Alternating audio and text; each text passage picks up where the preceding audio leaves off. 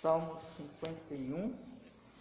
Depois, irmãos, vocês que já quiserem abrindo aí, está marcadinho, Mateus, capítulo 1, tá? Então vamos fazer assim para iniciar essa aula de hoje. Salmo 51, vamos ler alguns versículos e Mateus, no capítulo, primeiro capítulo, né? De Mateus, palavra do Senhor. No Salmo 51, nós vamos ler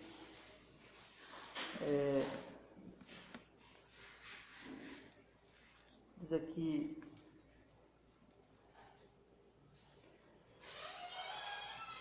a partir do primeiro versículo, aí nós vamos pegar bem o contexto aqui.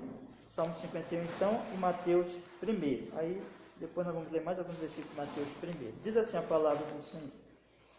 Salmo 51. Tem misericórdia de mim, ó Deus, segundo a tua benignidade. Apaga as minhas transgressões, segundo a multidão das tuas misericórdias. Lava-me completamente da minha iniquidade e purifica-me do meu pecado. Porque eu conheço as minhas transgressões e o meu pecado está sempre diante de mim. Contra ti somente pequei e fiz o que é mal à tua vista, para que seja justificado quando falares e puro quando julgares. Eis que em iniquidade fui formado e em pecado me concebeu minha mãe. Queria que nós lêssemos novamente o verso 5, né? Eis que em iniquidade fui formado e em pecado me concebeu a minha mãe. Agora, irmãos, Mateus, capítulo 1, a partir do verso 18. Diz a palavra do Senhor. Mateus, capítulo 1, a partir do verso 18. Diz assim: Ora, o nascimento de Jesus Cristo foi assim, que estando Maria, sua mãe, desposada com José, antes de se ajuntarem, achou-se ter concebido do Espírito Santo. Diz a palavra do Senhor aqui. Eu queria aproveitar para ler mais um trecho, tá bom? Vamos aproveitar. Lucas capítulo 1 também. Lucas capítulo 1. Vamos ler aqui alguns versículos, irmãos.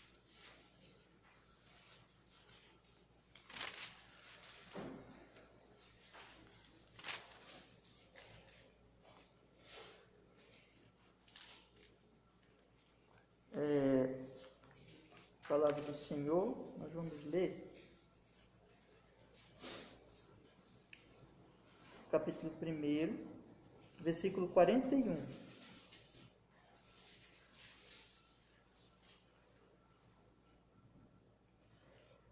E aconteceu que ao ouvir Isabel a saudação de Maria, a criancinha saltou no seu ventre. Isabel foi cheia do Espírito Santo e exclamou com grande voz: Bendita és tu entre as mulheres, e bendito o fruto do teu ventre. E de onde me provém isto a mim, que venha visitar-me a mãe do meu Senhor? E um pouquinho antes, irmãos, no versículo 34 e 35, aqui nós paramos a leitura. Diz assim, 34. E disse Maria ao anjo: Como se fará isto, visto que não conheço homem algum? Respondeu o anjo e disse-lhe: Descerá sobre ti o Espírito Santo, e o poder do Altíssimo te cobrirá com a sua sombra. Por isso também o santo que de ti há de nascer será chamado Filho de Deus. Amém. Vamos orar? Senhor nosso Deus, perdoa qualquer pecado, Senhor, que esteja na nossa alma neste momento. Estamos aqui reunidos em adoração e louvor, desejosos, Senhor, de ouvir a sua voz nas Escrituras. Fale conosco, que esta aula seja conduzida pelo Espírito Santo e nós te conheçamos mais, possamos te amar mais, Senhor. Seja assim para a sua glória em Cristo, para o nosso bem. Queremos aproveitar também para pedir pelos irmãos que não puderam estar aqui nesta manhã. Que o Senhor estiverem doentes, aflitos, que o Senhor os abençoe. Em nome de Jesus. Amém. Pode sentar, meus irmãos, pode sentar. Amém, meus irmãos. Então, meus irmãos, hoje nós chegamos à lição de número 14 do Catecismo Ortodoxo. Todas essas lições, as últimas lições, nós estamos olhando para o que o credo apostólico ele fala sobre as três pessoas da Trindade, o Pai, o Filho e o Espírito Santo. E nessa parte agora, nós estamos nessas lições, nós estamos vendo que o credo fala do Senhor Jesus Cristo. Mas não é simplesmente o credo, né? O credo apostólico, mas a palavra de Deus, porque nós acreditamos que o credo apostólico ele é a expressão fiel do ensino da palavra de Deus sobre a nossa salvação. Não é? Eu queria novamente ler o credo com os irmãos, todo domingo aqui eu estou lendo, exatamente para ficar na nossa mente. Eu sei que é até possível que os irmãos tenham de cor esse credo, né? Que é bastante conhecido. Então nós temos aqui 12 artigos que o Catecismo Ortodoxo ele dividiu o credo. Aí eu vou novamente citar os 12 artigos. Primeiro, creio em Deus Pai Todo-Poderoso, Criador do céu e da terra. Segundo, e em Jesus Cristo, seu único Filho, nosso Senhor. Terceiro, e essa é a parte que nós vamos estudar hoje, o terceiro artigo, que diz assim, que foi concebido pelo Espírito Santo e nasceu da Virgem Maria. Guardem bem isso aqui, porque esse é a parte de hoje, né? Vou repetir aqui. E foi concebido pelo Espírito Santo e nasceu da Virgem Maria. Quarto, padeceu sob Pôncio Pilatos, foi crucificado, morto e foi sepultado, desceu ao Hades. Quinto, no terceiro dia ressurgiu dos mortos. Sexto, subiu ao céu, está sentado à direita de Deus Pai Todo-Poderoso. Sétimo, de onde há de vir a julgar os vivos e os mortos. Oitavo, creio no Espírito Santo. Nono, na Santa Igreja Universal de Cristo, na comunhão dos santos, na remissão dos pecados. Citando aqui os pontos. 10, décimo, na remissão dos pecados. 11º, na ressurreição do corpo. E o último artigo, 12º, e na vida eterna. Amém. Então esse aqui, irmãos, é um resumo da essência do Evangelho. Então, trinitário, fala do Pai, do Filho e do Espírito Santo, apresenta o Senhor Jesus Cristo como Deus, homem, apresenta a vitória dele, a ressurreição dele, a obra expiatória dele, né, por nossos pecados, apresenta que ele veio pelo Pai, Criador dos céus e da terra, e que o Espírito Santo vem a nós, pulei aqui, e que o Senhor vai voltar, vai retornar para julgar os vivos e os mortos, haverá uma ressurreição, que nesse momento ele está sentado à direita de Deus, intercedendo por nós, que o Espírito Santo foi enviado, que ele é o autor, ele é aquele que operou o grande milagre da Igreja Universal de Cristo, da comunhão dos santos. O Espírito Santo nos leva a Jesus, que nos traz remissão dos pecados e que nos traz esperança de que um dia nós vamos ressuscitar e que nós temos já hoje, mas que essa vida vai se concretizar, a chamada vida eterna. Então veja que aqui tem a essência do Evangelho e é trinitário, Pai, Filho e Espírito Santo. Essa é a fé universal. Esta é o objeto, essas doutrinas precisam ser cridas por todos os cristãos. O cristão que diz que não crê num aspecto dessa doutrina não é mais cristão. Então isso aqui é aquilo que faz uma diferença. Nós podemos discordar de muitos assuntos, de muitos pontos, como cristãos e continuar sendo cristãos, mas quem não crê em algum desses artigos não pode ser chamado cristão. Então isso aqui Nós estamos na segunda parte do catecismo. Vocês lembram que ele se divide em 3 partes: a nossa miséria, nossa salvação e nossa gratidão. E nós estamos na segunda parte. Nós vimos que a nossa miséria é o pecado, que nós não temos como nos salvar, que nós precisávamos de um Salvador, Deus, homem, porque só Deus pode nos salvar, mas tinha que ser homem também, porque o pecado é dos homens. Nós vimos que é preciso crer nessa verdade, que a fé diz respeito a conhecer certas verdades, mas também a confiar pessoalmente em Jesus. E esses são os artigos da fé, né? Esses aqui são, vamos dizer assim, são as doutrinas que nós devemos crer. E aí nós estudamos já falamos que esses artigos são divididos em 3 partes, que é a pergunta 8ª, Pai, Filho e Espírito, né? Na Trindade. E nós falamos sobre o Pai como Criador, Provedor. E temos estudado agora sobre o Filho, irmão. Já vimos vários títulos sobre o Filho. Já vimos que ele é Jesus, que ele é Jesus Cristo, que ele é Filho de Deus. E hoje nós vamos estudar que ele é homem, a humanidade de Cristo, que ele é o Filho do homem, né? Então, irmãos, é a pergunta 14. Aí vocês podem perguntar assim: por que eu li esses versos? Porque eu queria chamar a atenção dos irmãos.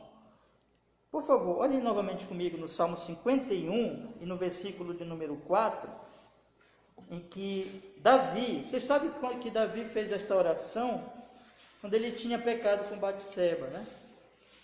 E ele recebeu a palavra duríssima do profeta Natan. É difícil, irmãos, nós recebemos uma palavra de Deus dizendo que nós pecamos, mas Deus, ele não passa a mão na nossa cabeça, porque Deus não é mentiroso, e Deus nos ama, né? Então ele vem e diz, me aponta, estás pecando nisso, e é muito bom, né? É muito bom quando tem um Natan na nossa vida, né? Aí o Natan veio e disse para ele que ele estava pecando, e Davi se arrependeu profundamente. E aí ele então tinha cometido um assassinato, irmãos. Ele agiu como um rei cruel, mas ele se arrepende. E ele então faz esta oração. E ele aqui, meus irmãos, ele diz algo muito importante que faz parte da nossa fé, que o nosso problema, ele vem da nossa concepção. Olha o que ele diz no versículo 5. Eis que em iniquidade fui formado, e em pecado me concebeu a minha mãe.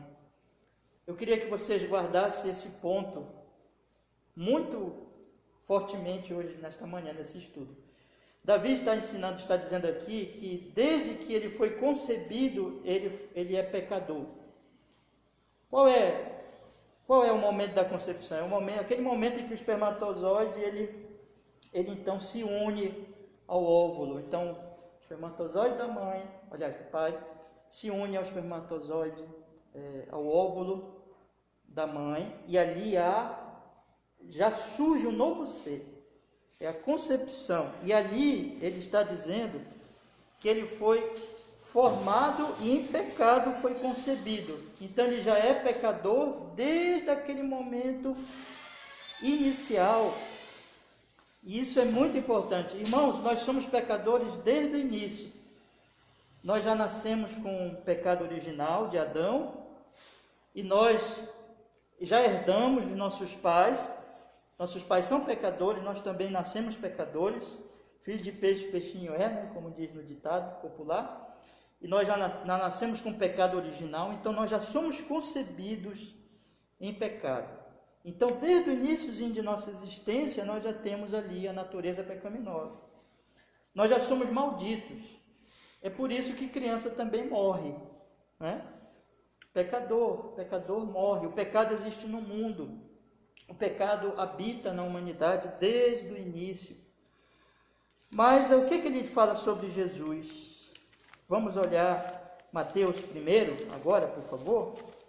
Jesus foi diferente. Jesus é homem também, mas Jesus foi diferente. Diz a palavra de Deus no versículo 23.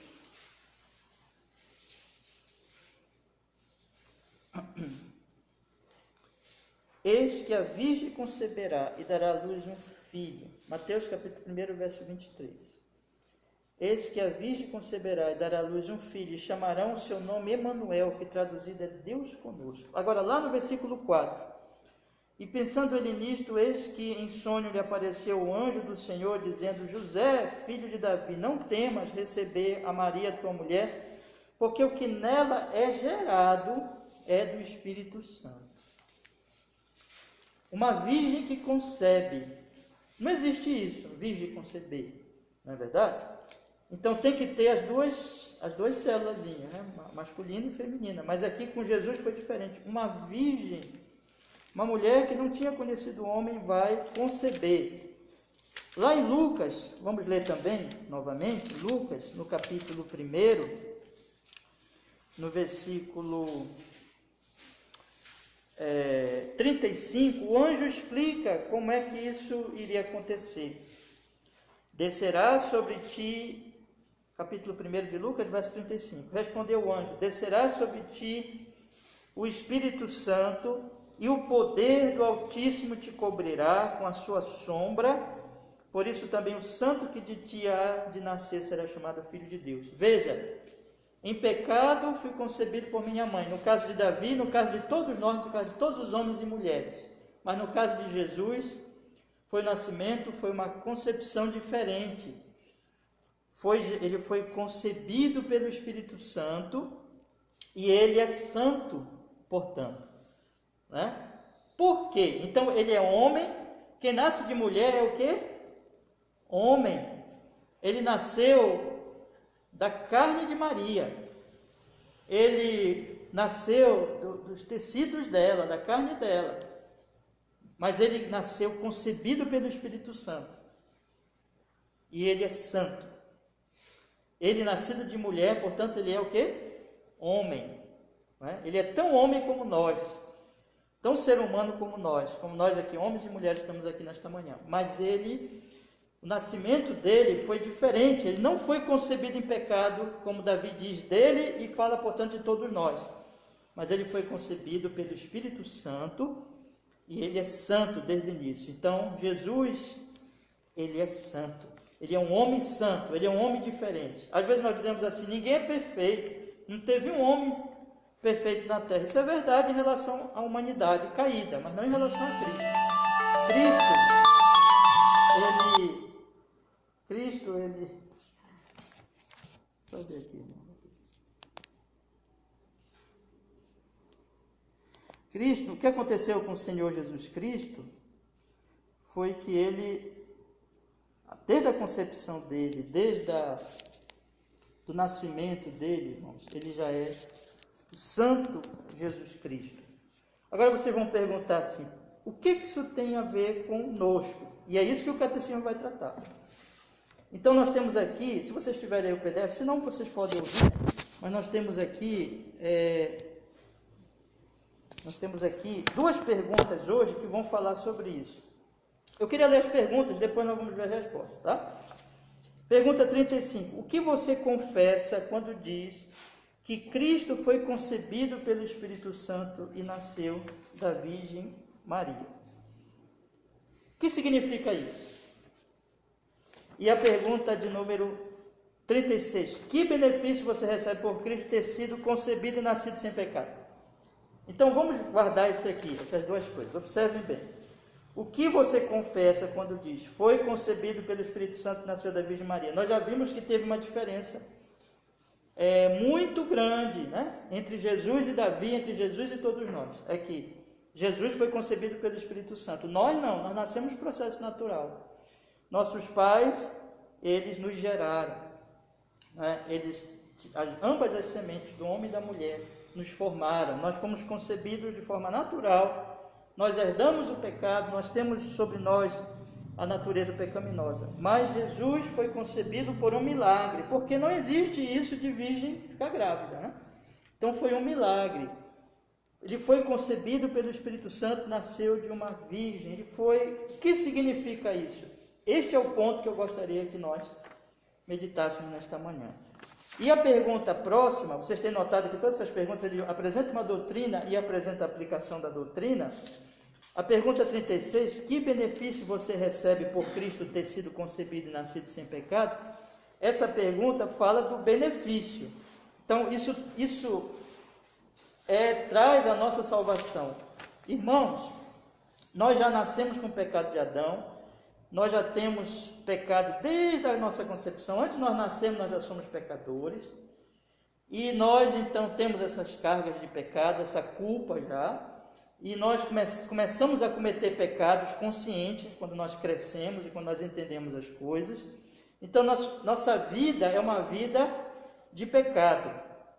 A Bíblia mostra que a vida de um homem, na verdade, por isso que a Bíblia mostra que as misericórdias de Deus elas vão se renovando, porque é só a misericórdia de Deus para deixar os homens vivos, porque os homens nem merecem nascer, nem merecem viver, merecem morrer e já ir para o inferno.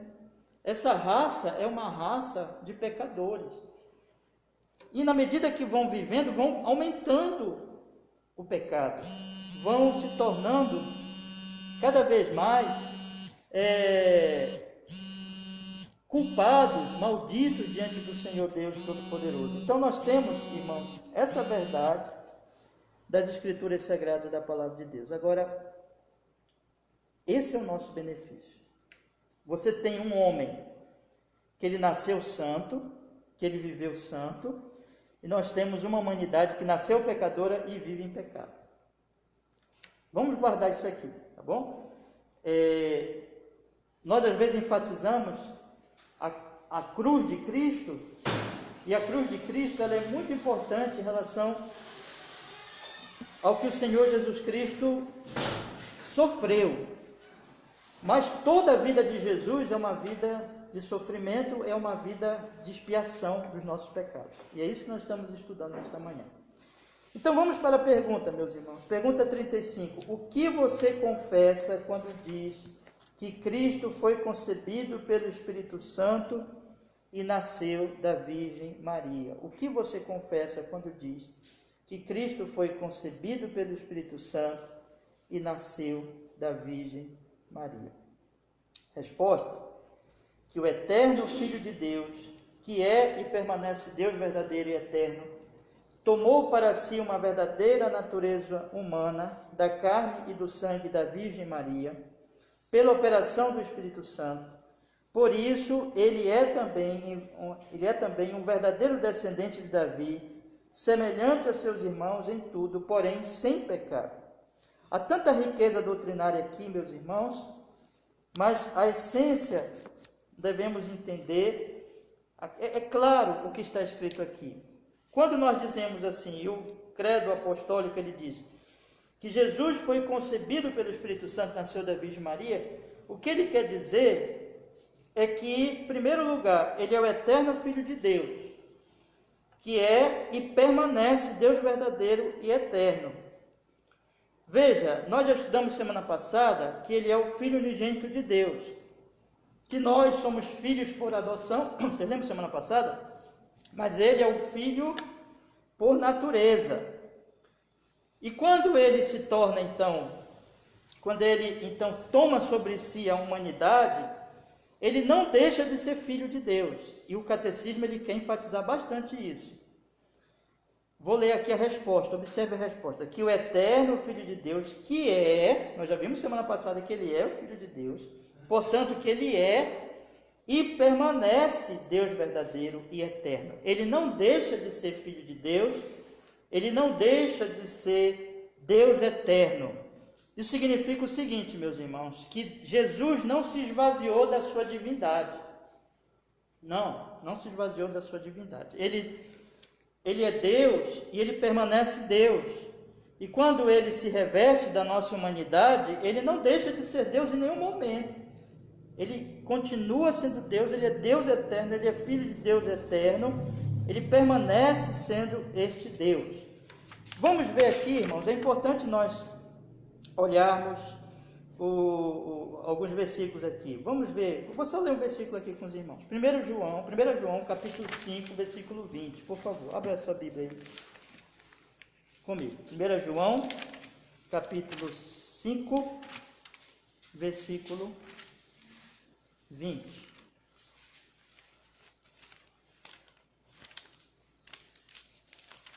Nós temos já de memória o texto de também João, capítulo 1, verso 1. No princípio era o Verbo, e o Verbo estava com Deus, e o Verbo era Deus. Mas vamos ler agora esse aqui, capítulo 5, versículo 20. E sabemos que já o Filho de Deus é vindo e nos deu entendimento, para que o conheçamos ao verdadeiro, e no que é verdadeiro estamos, isto é, em seu Filho Jesus Cristo. Este é o verdadeiro Deus e a vida eterna.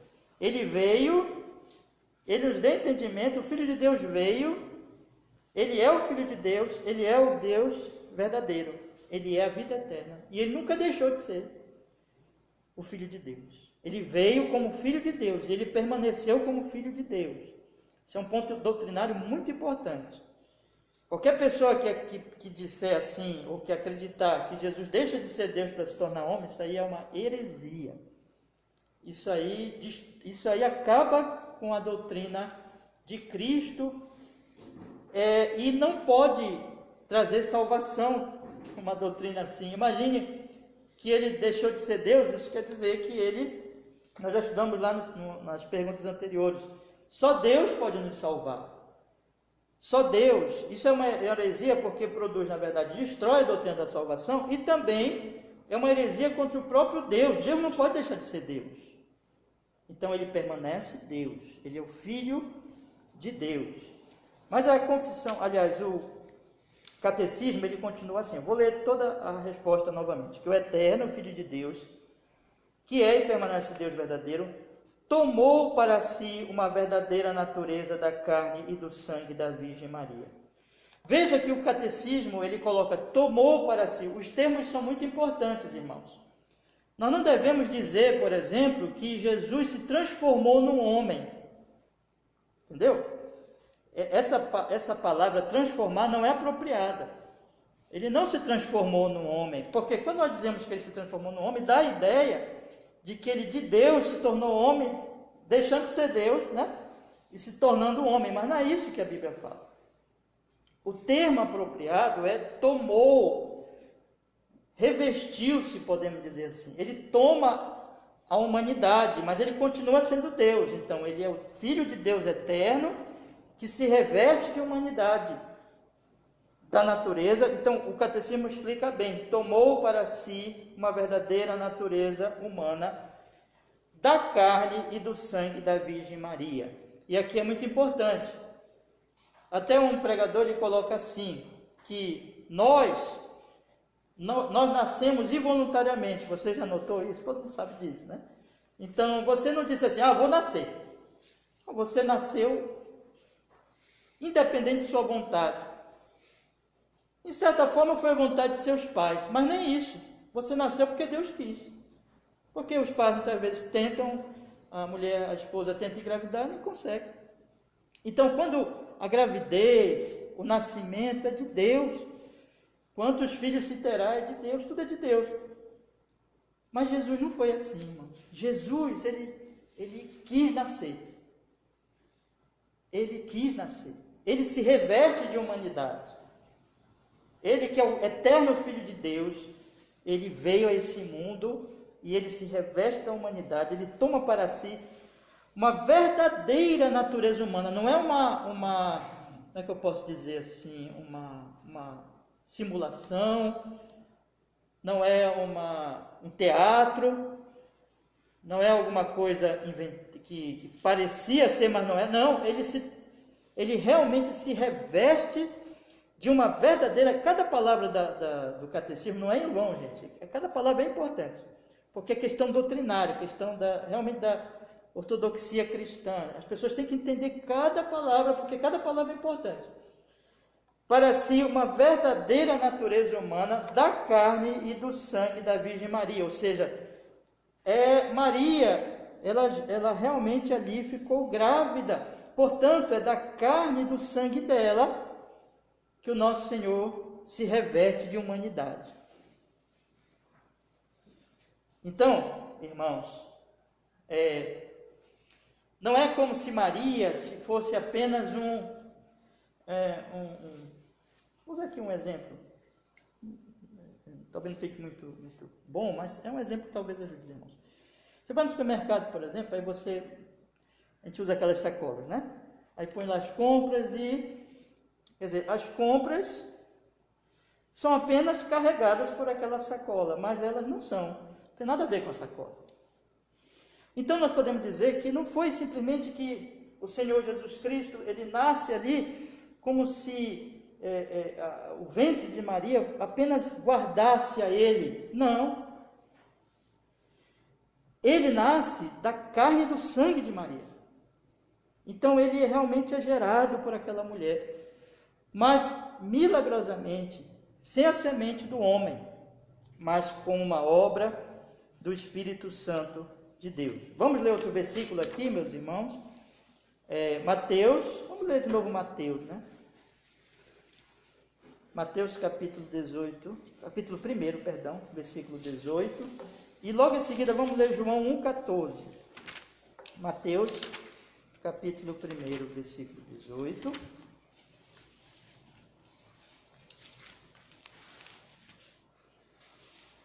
Ora, o nascimento de Jesus foi assim.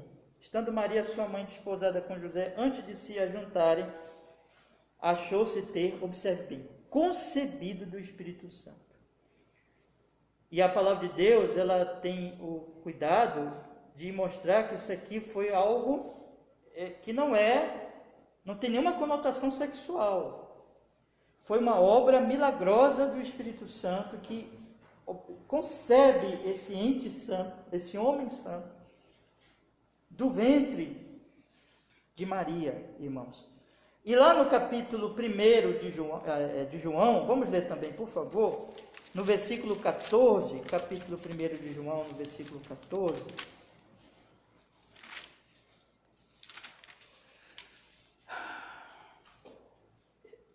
Aquilo que eu falei para os irmãos, Jesus não se transforma em homem, Jesus se reveste de humanidade. E João 14 enfatiza esse aspecto.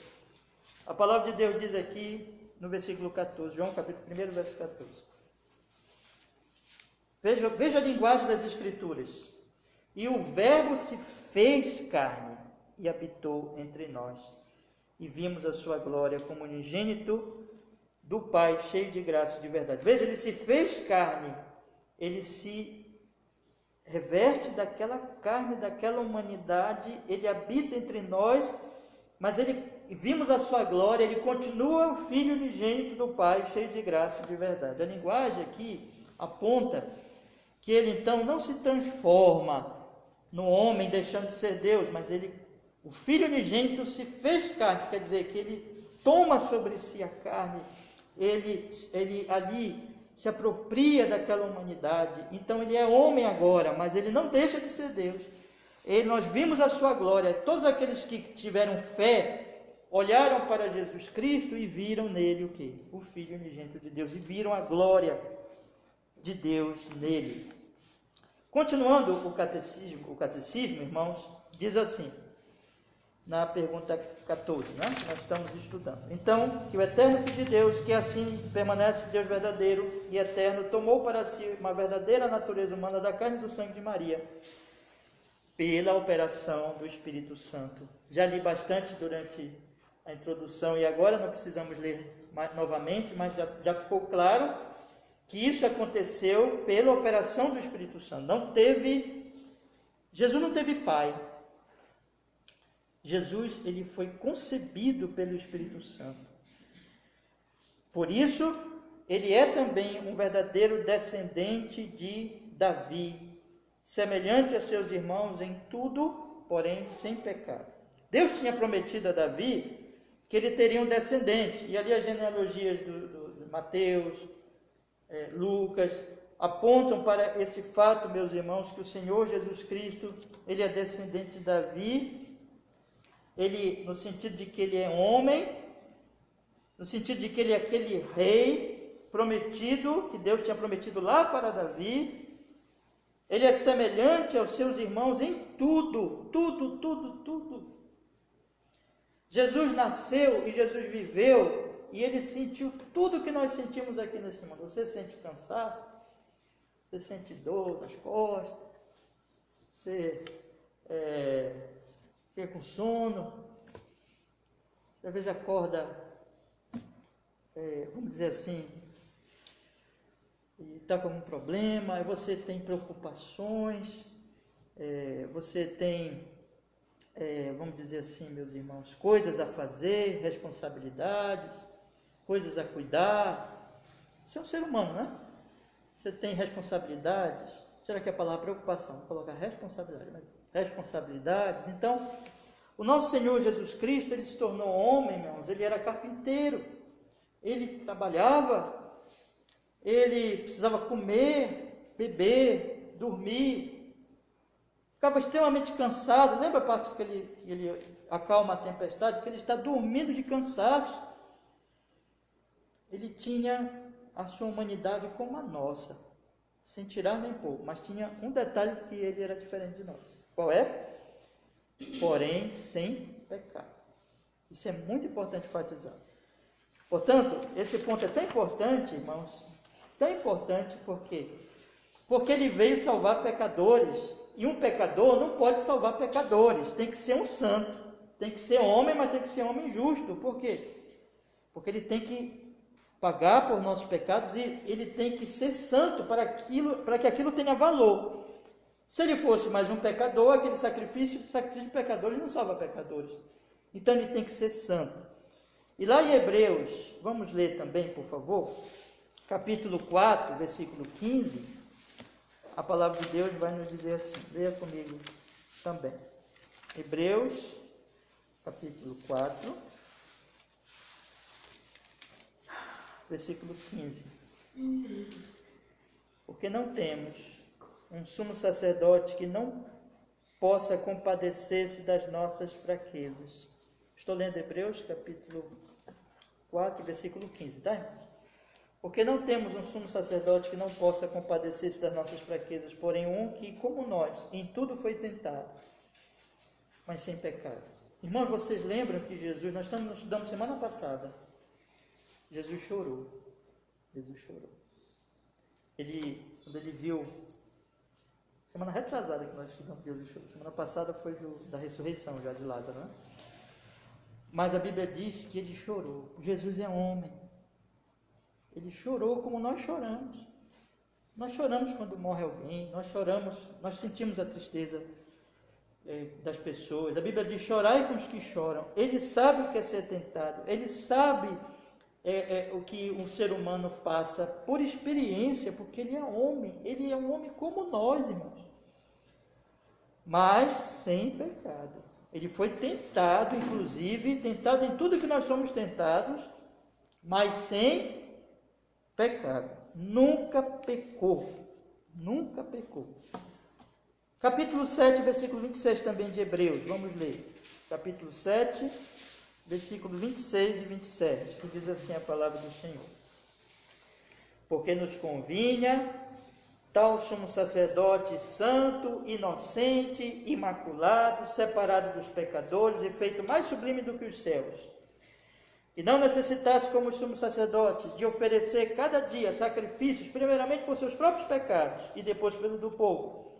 Porque isto fez ele uma vez, observe essa palavra, uma vez, oferecendo-se a si mesmo. Ele é santo. Os sacerdotes lá do Antigo Testamento, que eram só tipos dele, símbolos dele, eram pecadores e tinham que, antes de sacrificar os animais pelos outros, sacrificava por si, porque eram pecadores. Mas ele não. Ele oferece um sacrifício, irmãos, que é suficiente, basta ele morreu uma vez, e aquilo é suficiente por causa de quem morreu. O homem santíssimo, um homem sem pecado, um sacerdote perfeito. Então aquele sangue derramado tem valor infinito. Aquele sacrifício tem valor porque ele é Deus e homem santo. Nós já estudamos isso nas perguntas anteriores, mas aqui é muito importante nós percebermos que o Senhor Jesus não nasceu com pecado original, ele nasceu protegido desse pecado, ele foi concebido de forma santa, diferente de nós. pelo Espírito Santo, ele é santo, ele nunca pecou.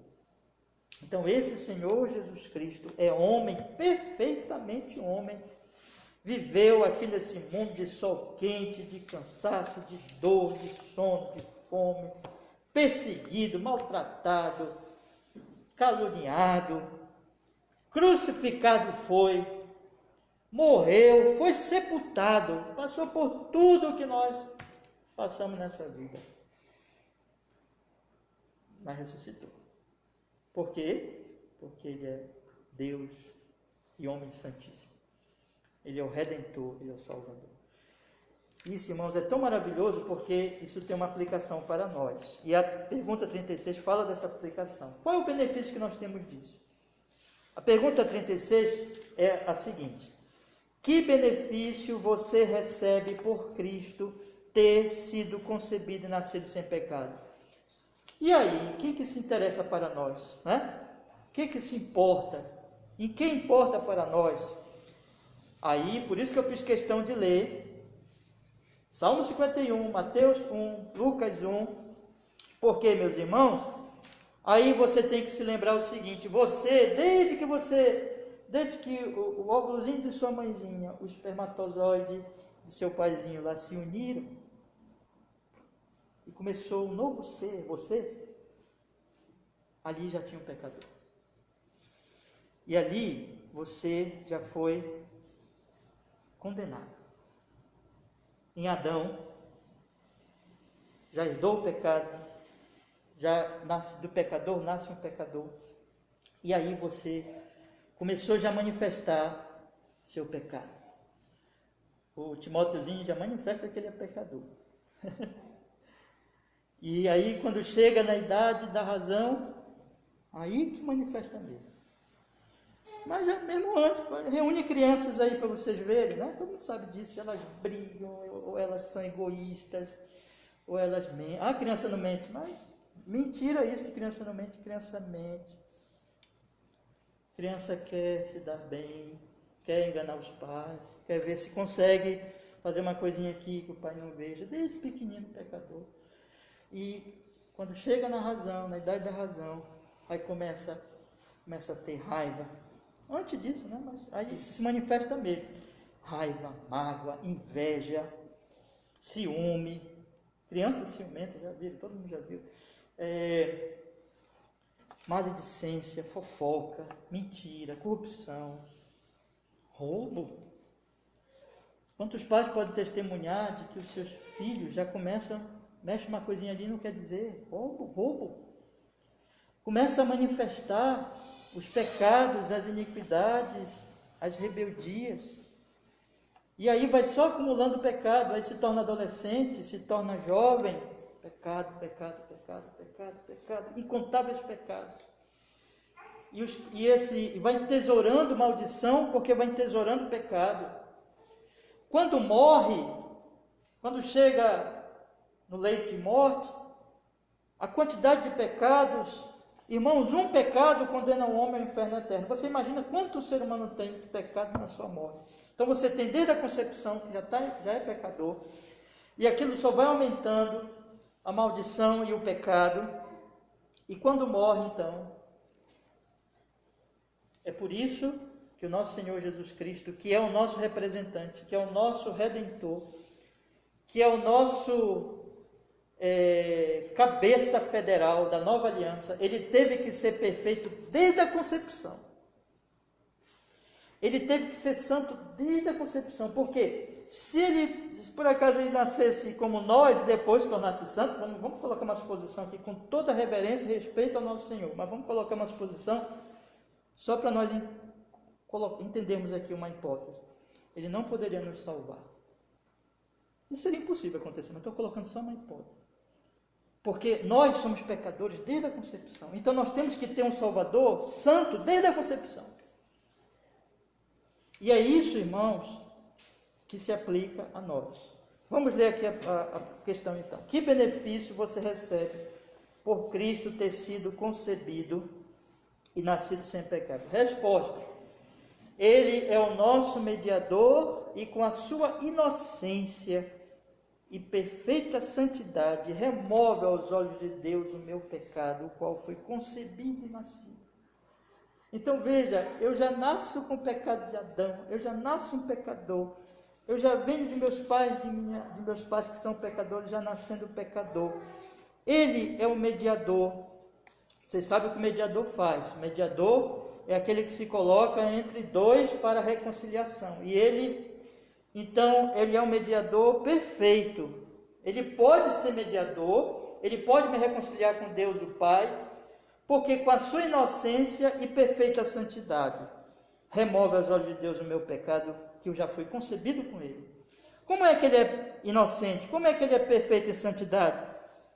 Desde a juventude dele? Não. Desde a concepção dele. Desde que ele foi concebido, ele é inocente. Desde que ele foi concebido, ele é perfeito, santo.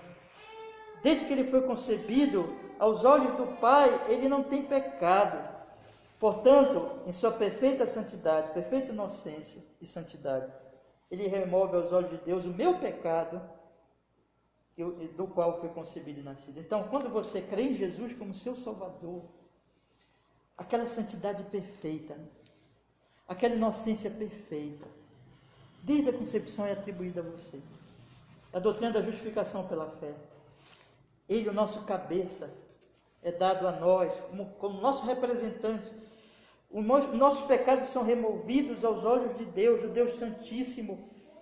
O meu pecado é removido desde a minha concepção. Quando ele morre na cruz, ele morre pagando a pena dos meus pecados. Mas como ele é santo e eu não sou santo, não é? Ele já tem ali a questão da justificação pela vida santa de Jesus. É atribuída a mim essa vida santa. E os meus pecados ele leva na cruz. Mas já é atribuída a mim ali, já são removidos os meus pecados desde a minha concepção, porque ele, Senhor Jesus Cristo, foi concebido de forma santa. A resposta é: ele é o nosso mediador, e com a sua inocência e perfeita santidade remove aos olhos de Deus o meu pecado, no qual foi concebido e nascido. Vamos ler alguns textos, irmãos? Abra comigo, por favor. 1 Timóteo, capítulo 2, versículo 5. Irmãos, se vocês tiverem alguma dúvida, pode perguntar, tá bom? Se quiserem perguntar, fique à vontade. 1 Timóteo, capítulo 2, versículos 5 e 6. Porque há um só Deus. Esperar os irmãos achar. 1 Timóteo, capítulo 2, versos 5 e 6. Porque há um só Deus, um só mediador entre Deus e os homens, Jesus Cristo, homem, o qual deu a si mesmo em preço de redenção por todos, para servir de testemunho a seu tempo. Hebreus, capítulo 9, versículo 13. Hebreus, capítulo 9, versículo 13.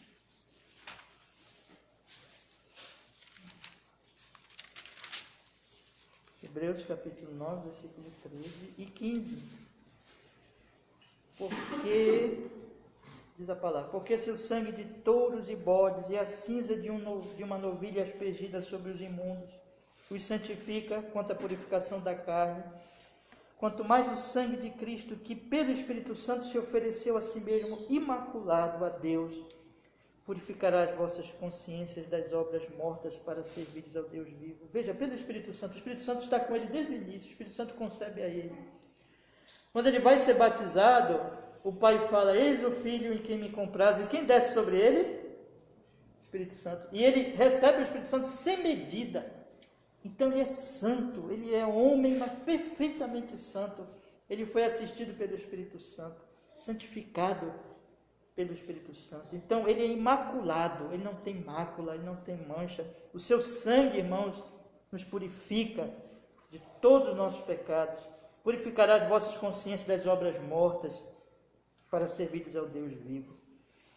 E Romanos capítulo 8 também, vamos ler, por favor. Romanos 8, 3 e 4. Romanos capítulo 8, versos 3 e 4.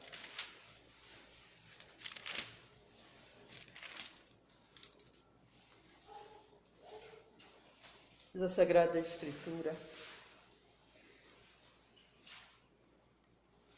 porquanto que era impossível a lei, visto como estava enferma pela carne, Deus enviando o seu Filho, observe esse detalhe de Paulo, em semelhança da carne do pecado, pelo pecado condenou o pecado na carne, para que a justiça da lei se cumprisse em nós, que não andamos segundo a carne, mas segundo o Espírito. O que Paulo está dizendo aqui é que o pecado foi colocado sobre Cristo e ele pagou na carne os nossos pecados.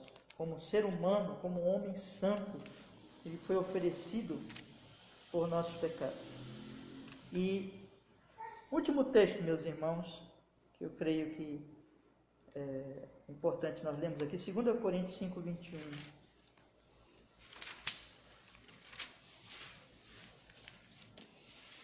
Diz a Escritura, 2 Coríntios 5, 21.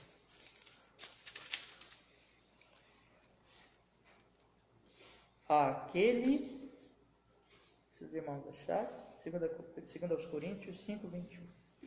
Aquele que não conheceu o pecado, o fez pecado por nós, para que nele fôssemos feitos justiça de Deus.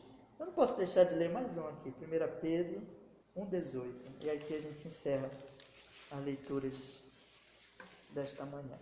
1 Pedro 1,18. 1,18 e 19. Esse é precioso porque fala do valor do sangue de Jesus. Sabendo que não foi com coisas corruptíveis como prata ou ouro que fostes resgatados da vossa vã maneira de viver, que por tradição recebeste dos vossos pais, mas com precioso sangue de Cristo, como de um cordeiro, olha a palavra aí, duas palavrinhas importantes, imaculado e incontaminado. É isso, irmãos, porque ele é santo desde a concepção. E nós, pecadores, desde a concepção, nós precisamos de um Redentor assim, santo desde a concepção. E ele, santíssimo, imaculado, incontaminado. Nunca o pecado o manchou, nunca o pecado deixou sobre ele uma mácula. Ele, quando ele morreu na cruz, o sacrifício dele é aceito. E toda a sua vida santa é atribuída a nós. E quanto aos nossos pecados, ele paga na cruz. E nós, então, somos livres da condenação em Cristo Jesus. Meu querido irmão, minha querida irmã, você que é um crente, você está livre aos olhos de Deus de todo pecado, porque o seu Salvador é um Salvador santo, justo, desde a concepção. Os seus pecados, desde a sua concepção, o seu pecado desde a sua concepção, esse problema seríssimo e todos os pecados que você já cometeu, que ainda vai cometer, Jesus já resolveu, porque ele é santo desde a concepção. E quando ele morre na cruz, o seu sangue tem valor, a sua morte tem valor, porque ele é santíssimo, imaculado, perfeito. Então eu queria deixar aqui duas aplicações, meus irmãos. Em primeiro lugar, nós fomos chamados para essa santidade. Então, uma aplicação importante aqui é que nós devemos sempre buscar essa santidade. Nós fomos chamados e lavados pelo Santo Jesus, nos tornamos limpos diante do Pai, e é óbvio que seria uma contradição que agora nós servíssemos ao pecado, não é verdade? Mas Ele nos santifica, Ele nos salva, Ele nos redime para... Já foi resolvido os problemas do nosso pecado, mas agora, quanto ao senhorio, não somos mais servos do pecado, como Paulo vai dizer, mas servos do Senhor. Busque então, inclusive por gratidão, quando nós falamos de gratidão, nós vamos falar bastante desse aspecto, em gratidão a esse Senhor, viver santamente. Examine o seu coração, examine, eu coloquei aquele texto para os irmãos, que eu espero que vocês tenham lido, um texto assim, parece que foi escrito por um puritano, mas foi escrito por um pastor do nosso tempo. Um texto precioso que fala, esse ano, meus irmãos, quem pode dizer que não vão morrer este ano? Quem pode dizer isso? Ninguém sabe o dia de sua morte. E nós devemos viver, não para esse mundo, mas viver para Ele, viver para a glória, viver para o que nós fomos comprados. Ele nos comprou e nos resgatou, e devemos viver para Ele em honra. Então examinemos sempre nosso coração, nossas intenções, nossas palavras, nossos pensamentos, buscando graça dele para a santidade. Mas, irmãos, assim que descobrimos nossos pecados, e você imagine como foi difícil para Davi, quando o Natan chegou para ele e disse assim: tu és este homem. Como foi difícil para Davi perceber que tinha cometido um crime, tinha matado um homem inocente, tinha sido cínico, tinha se aproveitado das circunstâncias para tentar se dar bem com a mulher do próximo. Que coisa terrível, que pecado imundo. Mas Davi, apesar de seus grandes e terríveis pecados, ele vai e ora ao Senhor no Salmo 51, porque ele sabe que diante do Senhor o maior pecado pode ser coberto, pode ser lavado. Davi já esperava o Redentor que viria, o filho, descendente dele, que viria redimir a humanidade. E nós já temos esse Redentor, esse Santo Jesus. Então, meus irmãos, não peque, como vai dizer João. Mas se você pecar, lembre imediatamente que você tem um advogado diante do Pai, e ele é propiciação pelos nossos. Lembra de João 2? 1 João 2? Ele é a propiciação pelos nossos pecados. João 9, 1 João 9, se confessarmos nossos pecados, ele é fiel e justo para nos perdoar os pecados e nos purificar de toda injustiça. Pecador, se você pecou, você tem consciência nesta manhã que tem pecado em algum aspecto, vá ao Senhor, clame por misericórdia, clame por perdão. Não permaneça no pecado. Lembra também da mulher adúltera. Vai e não peques mais. Vá ao Senhor, se arrependa, peça perdão. Ele perdoou Davi, ele perdoou Paulo, ele perdoou Pedro, que o negou. A Bíblia é cheia de graça, é cheia dessa verdade de que nós somos pecadores, mas nele há toda a graça. E só não será perdoado e salvo aquele que persistir nos seus pecados, que for incrédulo. Se alguém nesta manhã aqui ainda não creu, você pode dizer assim: pastor, isso é possível? É possível, meu irmão. Tem gente que está na igreja há muito tempo e ainda não é crente. Se isso ocorrer com algum de vocês aqui, eu lhe exorto ao arrependimento, à fé no Senhor Jesus, a confiança nele de todo o seu coração, porque nele é toda a graça. Ele é aquele que foi concebido santo, que morreu na cruz, e o sangue dele tem poder para purificar, para limpar os maiores pecados. Cristo é o nosso Redentor. Amém. Vamos orar, irmãos, vamos pedir que ele nos abençoe. Obrigado, Senhor, por podermos estudar essa doutrina tão santa, tão preciosa, que fala de que o Senhor é o homem perfeito, o justo homem que veio morrer, ser sacrificado por nossos pecados. Que nesta manhã todos aqui possam descansar em Ti, todos aqui possam esperar no Senhor e serem gratos e viverem cada vez mais uma vida de santidade e piedade na presença do Senhor, em honra e glória ao Teu santo nome. Em Cristo oramos e agradecemos. Amém.